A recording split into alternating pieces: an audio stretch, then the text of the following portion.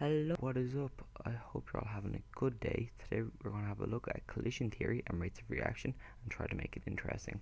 So imagine you took a box and you just filled it up with particles and then you press play. What would happen?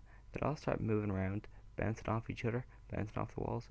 Some, as you saw there, would create new particles, but not an awful lot because they don't have enough energy. What if we change the temperature, added some heat, everything starts vibrating because it all has more energy. Let's take a look at this graph here. So we've got a number of particles with some amount of energy versus that amount of energy. And over there we have the amount of energy needed for a successful collision. So at this low temperature, most of the particles don't have enough energy. Some of them do, but if we increase the temperature, as I'll show here now, most of them still don't have enough energy, but more have enough energy. So as you increase the temperature, more particles have enough energy. So here we have the same thing, but they're all moving a bit faster, and then as you see here, more reactions. Whoa, what happened there? Why were there more reactions? So because there are more particles within that space and more particles have enough energy, this allows for more reactions to occur.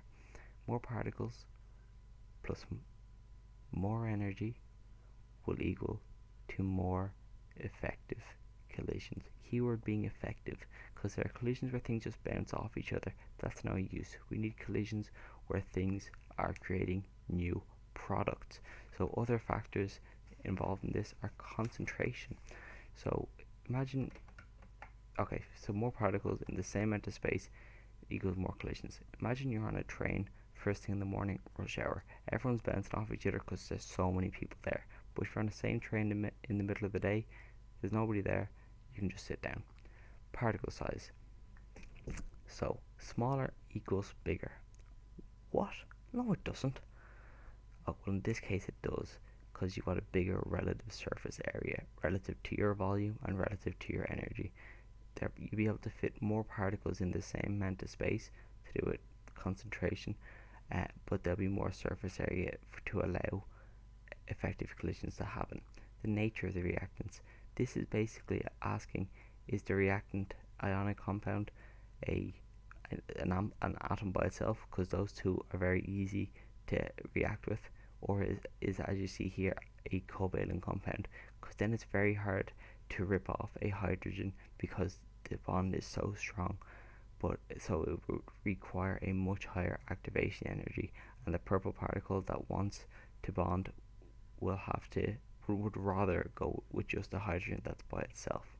So next we have catalysts. What are they? Well, these are basically things that speed up a reaction or make it happen at a lower activation energy without being used up in the reaction.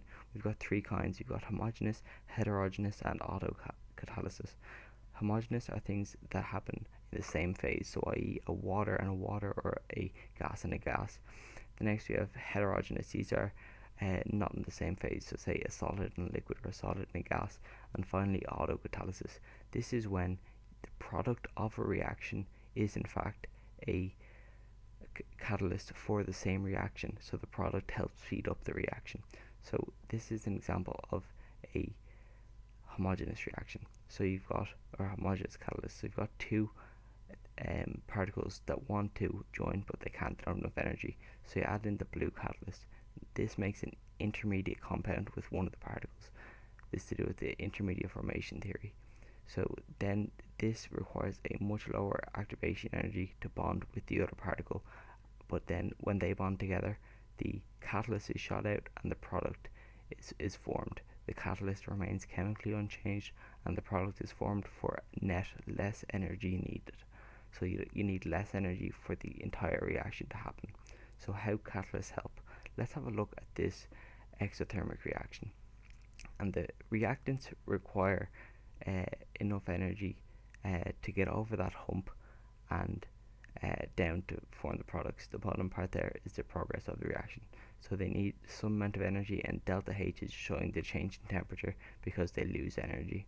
But if we use a catalyst here, then the required activation energy, as you see, is much lower, but the same product is formed and the same change in heat is there. So it's the exact same reaction, just with less energy required for it. Thank you all so much for watching. That's basically it. If you got any comments, please just throw them down below. I'll read them all.